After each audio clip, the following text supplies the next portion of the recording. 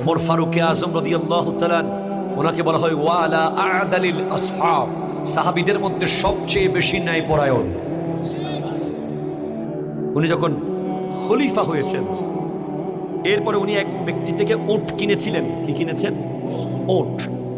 কেনার পরে মতান্তরে ঘোড়া, কি ঘোড়া বা উট, যে কোনো একটা কেনার পরে উনি গিয়েছেন বাসায়, যেতে যেতে ঘোড়াটা একটু ঘোড়া টাইপের হয়ে গেছে, চলাফেরা ঠিক মতো করতে পারছে না।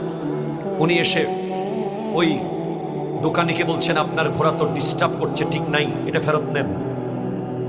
তখন ফারুক আজম রাদিয়াল্লাহু তাআলার কথা মতো ওই দোকানি ফেরত নেন নাই, বলছেন না, আমি আপনাকে দেওয়ার সময় ঠিক মতো দিয়েছি।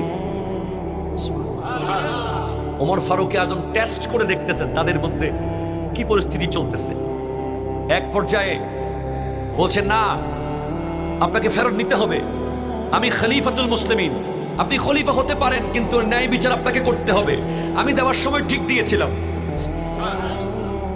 পরে কাজীর কাছে যাওয়া হয়েছে, কাজী বলছে, আপনি কি ঘোড়াটা কেনার সময় ফ্রেশ ছিল, ঠিক ছিল? বলে হ্যাঁ, ঠিক ছিল।